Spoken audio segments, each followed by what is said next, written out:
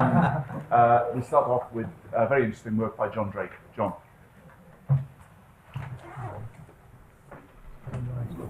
Did I manage to turn the microphone on? So first of all, thanks to Hans for the invitation to tell you about some of the stuff that I've been thinking about recently. And in presenting this work, I want to acknowledge a couple of people. So the first is a postdoc who's been working with me for the last couple of years called Suzanne O'Regan, and she's contributed mightily to what I have to say. And then the second is some of my colleagues, first at the University of Georgia in what we call the Computational Ecology and Epidemiology Study Group, and then also to Pej Rahani and Kevin Drury, both of whom have engaged me in many conversations about these topics, and I've appreciated all of their feedback and contributions. So my objective today, and in much more work than just today, is to develop a conceptual framework and the associated statistical tools for thinking about epidemiological transitions. And in particular, I'm thinking about situations where we don't know a whole lot about the kinetics of transmission. Maybe we don't even know who all of the key players are or where all the pathogen is found in nature. And I'm thinking about epidemiological transitions like pathogen emergence, but also elimination, which can be intentional or coincidental. I guess I want to just assume that in a lot of cases, important epidemiological transitions are due to non-stationarities. So these kind of things that give rise to critical transitions. And so maybe at some point it would be interesting to do some real conceptual analysis about what we mean by a critical transition, but roughly speaking, it's the R0 through 1 transition that I have in mind. So here is the thesis and punchline of the talk. The idea is that maybe critical slowing down, and I'll explain what I mean by that, and other near-critical phenomena, such as been described by a number of people in this group, could be used as model-independent diagnostics to tell us something about the proximity of a critical transition in these situations where we don't have a lot of information about the kinetics of transmission. So I'm going to draw on a couple of different things to put together the proposal or the picture that I'm hoping that you also can come to think about emergence and elimination. So here's a rather famous picture about the emergence of pathogens from zoonotic spillover, and we can imagine that there are a couple of different phases. In this case, we have maybe these phases of the emergence process illustrated by different pathogens, those that just spill over infrequently and cause incidental human infection, those which have some transmission, so an R0 less than 1, but not negligible, giving rise to stuttering chains of transmission, as we've heard about a couple of times already this week. Ultimately, giving rise to something with an R0 greater than 1, and you can have sustained transmission and the transition to endemicity in a population. But I think this picture, not only can we think about different pathogens on the journey to emergence, but a single pathogen moving through these phases. And so then we can kind of have a dynamical picture of what's going on. And my goal then is to say, well, let's suppose we look at these stage 2 and 3 pathogens, and what can we learn from the observable dynamics that can then tell us about the proximity to the critical transition at R0 equals 1.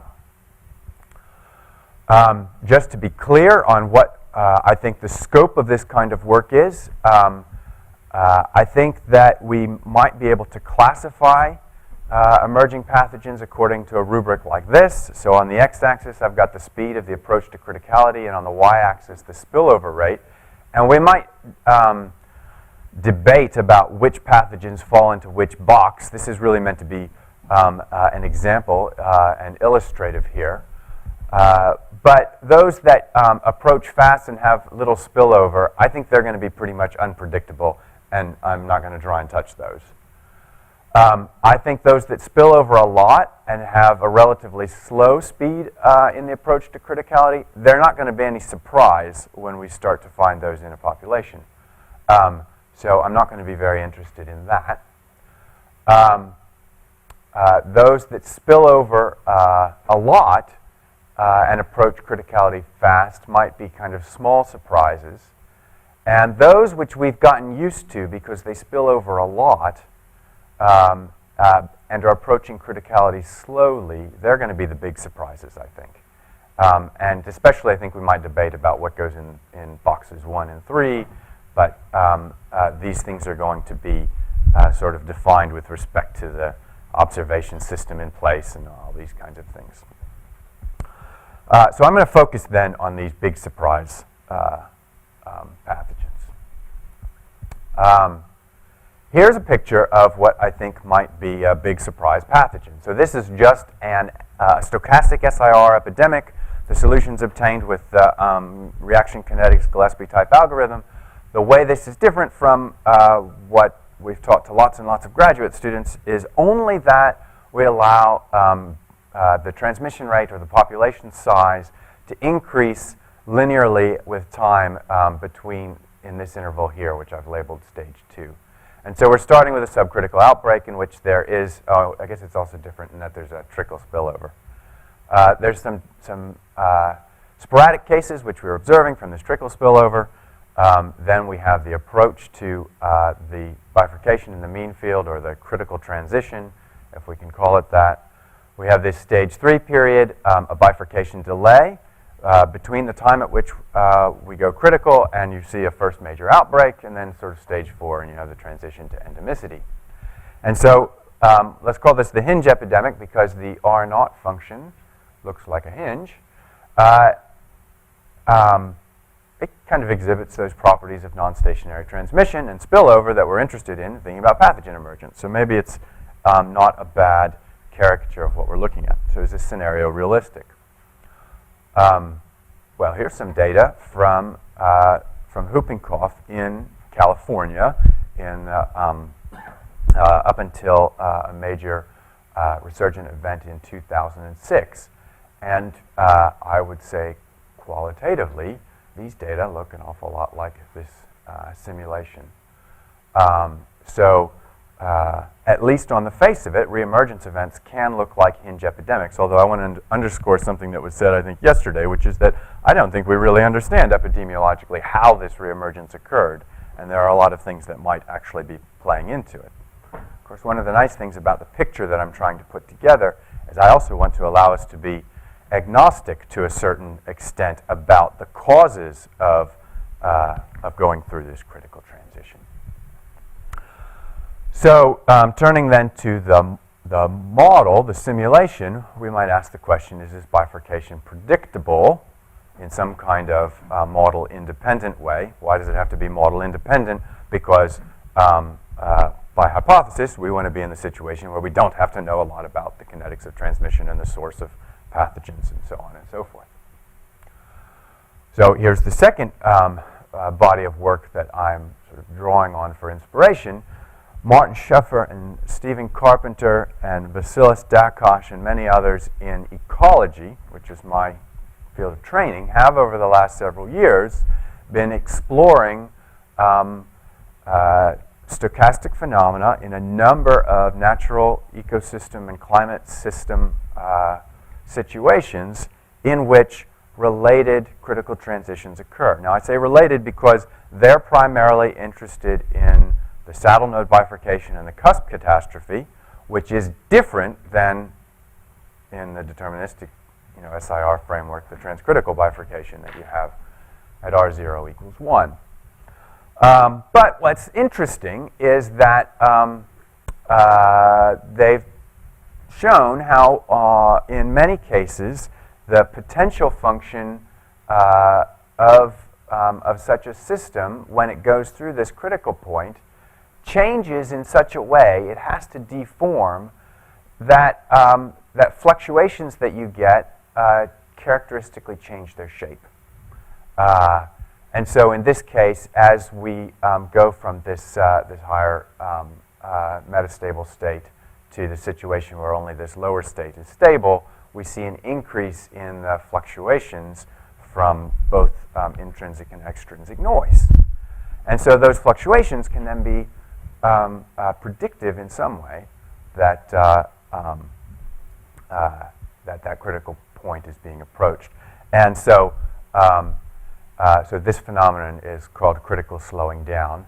And of course, the great thing is the universality of critical points, and that these statistical patterns are then in a very, they apply to a very large set of models, and so in some ways are very much model independent.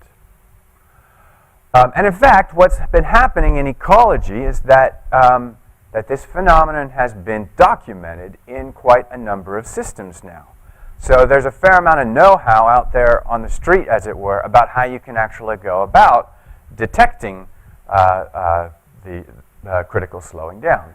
And so, you know, here's just one example. We're looking at the greenhouse-icehouse transition 34 million years ago, and you've got some fluctuations like this. But in an interval before the transition was reached, the autocorrelation coefficient was seen to rise almost to 1, which has to happen as the system goes through that critical point.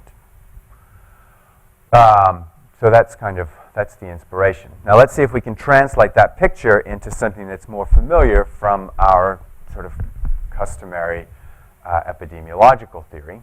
So here we're thinking about an SIR epidemic, and what we're showing here is the endemic equilibrium as a function of the transmission rate. And if this is a situation for pathogen emergence, we imagine we have a low transmission rate, and the stable equilibrium is at 0. And then at some point, this cusp occurs. That's where R0 equals 1. And then you get this branch of equilibria here. And in a stochastic setting, these equilibria are associated with the basin of a potential function like this. And as in the case of the cusp catastrophe, when we're far from the critical point, we have small fluctuations. When we're near to the critical point, we have large fluctuations. And then again up here, we have small fluctuations again. And so you can see this very easily through linear stability analysis of the SIR model by thinking about the characteristic return time from the dominant eigenvalue. And you see that that return time diverges as R0 goes through the critical point, or lambda goes through 0. So the proposal then is, let's look for these phenomena in such situations rather than doing parametric estimation of the model equations. So why not just estimate R0? After all, R0 is well defined mathematically, at least deterministically, for a wide range of transmission systems. Lots of people have talked about these things in all these different situations this week and in recent years. A study of R0 allows us to do all kinds of thought experiments about like how much vaccination you need to do, and all this interesting thing about unintended consequences of therapeutic interventions and so forth. But the disadvantages are if we have some set of estimating equations and they're wrong, like they're structurally just a little bit off in one way or another, their expression of R0 is going to be wrong. They might be very difficult to estimate certain parameters, so I'm thinking about vector-borne pathogens particularly. And then what amounts to an equivalent problem, it's my impression that non-parametric estimation of lambda is generally thought to be hard. And so that's kind of tricky, I guess. So our goal is to develop a method to make use of these sort of near-critical behavior when R0 is just a bit above or below 1, without requiring that we actually know what the underlying transmission equations are. And so to whet your appetite a little bit, here's the same simulation actually that I showed earlier. I've just squashed the x-axis down a bit. And all I've done is calculate the moving window in the variance of observations starting at a time, I guess it was probably about 30 time steps from the beginning, as it goes through the critical point. Why did I do this? Because it's what Scheffer and Dakosh and all of these folks in ecology have been doing, and well, let's see if it works. And actually, you can see that there is a very clear increase in the variance prior to this R0 equals 1 transition. And in fact, if we turn that into a binary signal, like an alert system, are we approaching the critical point or not, and use receiver-operator analysis, which just plots the sensitivity against 1 minus the specificity, we see that statistics like the variance and the coefficient of variation, which have been proposed in this other literature, actually do a decent job, as indicated by the integral underneath these curves called the AUC statistic. So that's kind of to whet your appetite for what I think we could do in epidemiology as well. And so just a brief outline of what else I have to say. Theory of critical transitions in slow-fast epidemics, how to develop an online algorithm from that. We did a simulation study to look at performance, and then very briefly at the end, a demonstration of concept. So here's the result of some work that, that came out earlier this year. And this is, I guess, in some respects, I think this big table of equations, I think, is one of the real contributions we've been able to make so far. What this is we took the SIS and SIR models, we set them up in a sort of a fast-slow schema, took the quasi-equilibrial separation of timescales approach, and then formulated stochastic differential equations. From that, we're able to extract a Fokker-Planck equation and actually come up with closed-form solutions for most of the statistics that you might actually look for. So now, rather than being hand-wavy about potential functions and the like, we actually have a theory that says what should you be looking for in terms of the variance, the coefficient of variation, the two-point autocorrelation function, and the power spectrum, which also turns out to be a relatively powerful diagnostic indicator. And as you'll see, most of these, of course, are expressed in terms of what the eigenvalues of the system are. So, so we have an idea of what to look for, and the question was, well, do you actually see it? So we had to come up with a way of looking for it in data.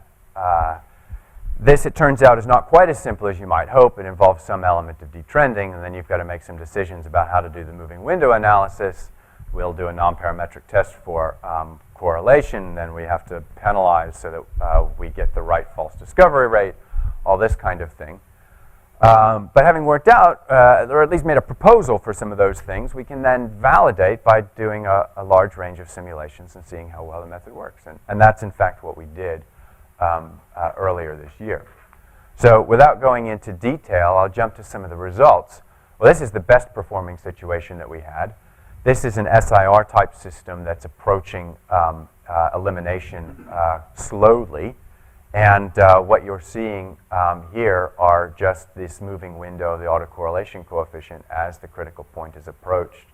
The variance, which I'll point out is actually predicted theoretically to decline here, and the coefficient of variation, which is a very sensitive indicator. And if you look at these AUC statistics, in fact, it does a very good job of predicting that critical point. This is the worst performer. This is the SIR epidemic, quickly approaching emergence. And these AUC statistics are much less inspiring, but I'll return to that in just a minute. So lessons learned from this simulation study. The approach to elimination was preceded by an increase in autocorrelation, decrease in variance, and an increase in the coefficient of variation. The approach to emergence was preceded by an increase in variance. I say that autocorrelation and CV were nearly imperceptible. Variance wasn't so great either.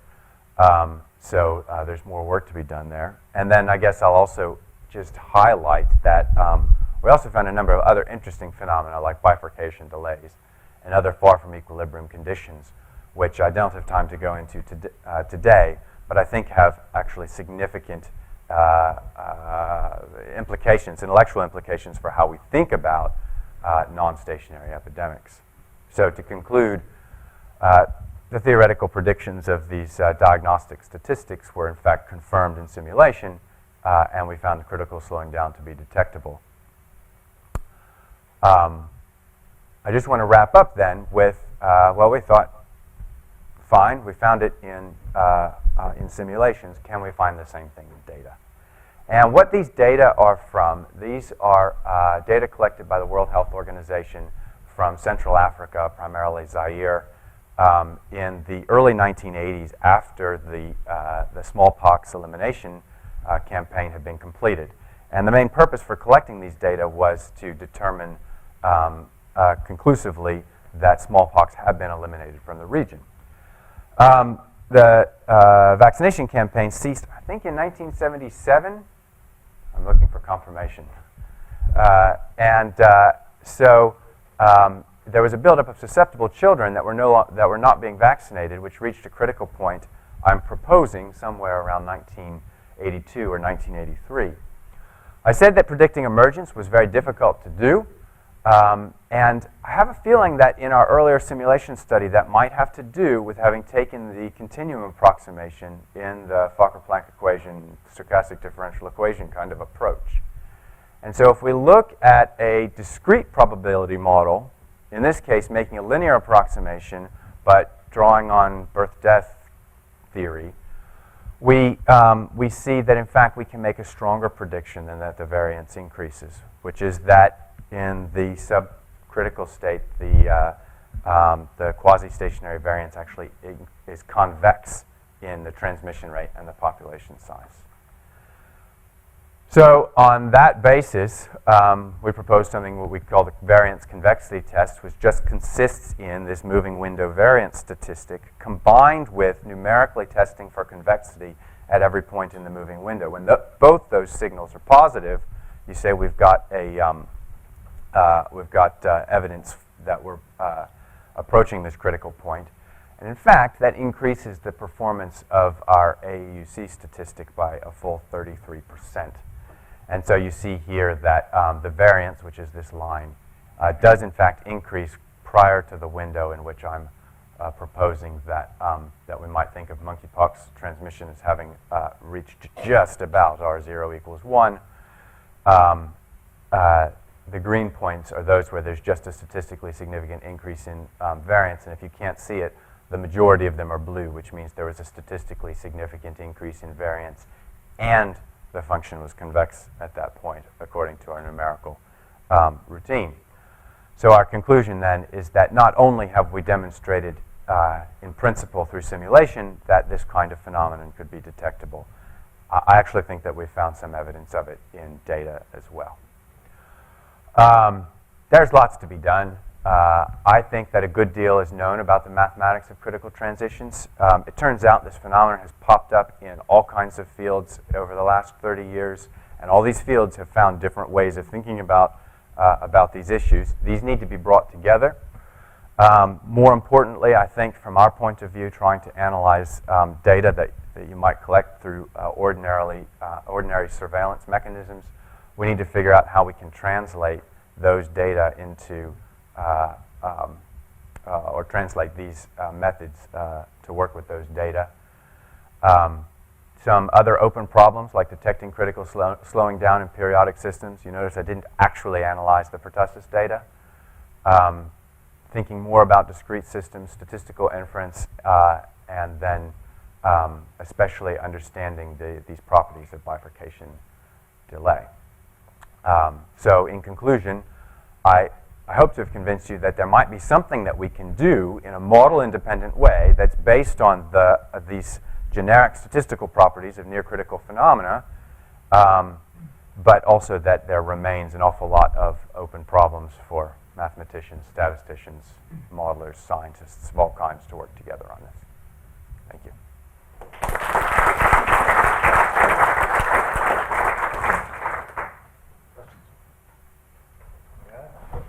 I wonder, at least in the pictures of diseases that we saw, wouldn't it have been enough to study the average number of infections per window and see that it was increasing with time? Yes, so I think this is actually something that, so from the birth-death theory and from the fact that you've got that, well, I guess in the elimination situation, the branch of stable endemic equilibria, interior endemic equilibria, I think that sounds very reasonable. What I'm actually hopeful for is that when you have a corrupted observation process, so reporting error, these phenomena, which depend on the higher moments, will be much more robust to uncertainty in reporting. I didn't present it here because we haven't subjected it to the same level of stress testing, if you will, that we have these results. But our very preliminary numerical experiments suggest that this is true. And so that's at least one reason, or one answer to that question. Ira? Yeah, I think, syndromic surveillance, all the systems that I've seen, even put in by health departments, have all been failures. And the biggest problem is, of course, the false positive rate is phenomenal. And I really believe if you added some of these statistics, they'd be much more effective. So I think you have something that's very it could be implemented, in the usual statistics that are gathered for syndromic surveillance for infectious diseases. So I don't know how you get the message out, but some kind of general description of this for public health would be quite useful. Okay. That was really great. I maybe missed this. Did you try non-exponential waiting times? We haven't tried non-exponential waiting I think that's times very yet. important to test, actually, because it speaks to Ira's point. In practice, you will see generations. When the thing begins to take off. So if you're looking on a short time scale, that's important to test, I think. Right. Yeah, I agree. Thank you. A little bit in the same spirit, you mentioned the burst-death processes, but do you think it would actually help to study the statistics of branching processes near criticality? Yes, I do. I actually think that's one of the most tractable fronts in this area. And I also think that by using the sort of machinery of generating functions and branching process representation, that a lot of problems that I've sort of treated elliptically here can be treated sort of more rigorously. I think that's maybe one of the most obvious next steps. Epidemiology is a little bit different from the ecology. Mm-hmm. And there's nothing to stop you estimating R0 as well, of course. That's right. Anyway, that was really fantastic. I think we'll move on to Betsy now. Thanks, John.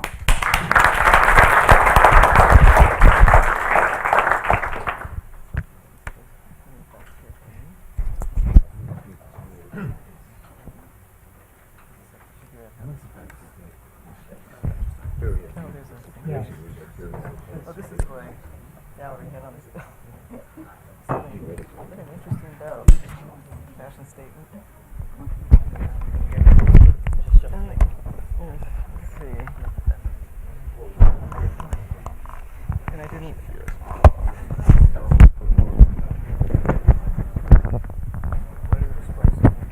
Oh, it's beg pardon? Where's it? I have no idea. There should be a little ball. Okay, does anybody know where the Mac display settings are? No, look for this.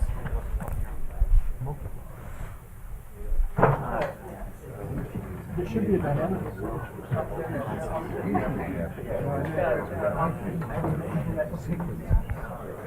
There you go.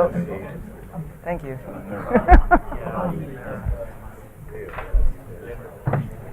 Okay, so now we go close this. Okay, thank you. And let's see, full screen mode. There we go.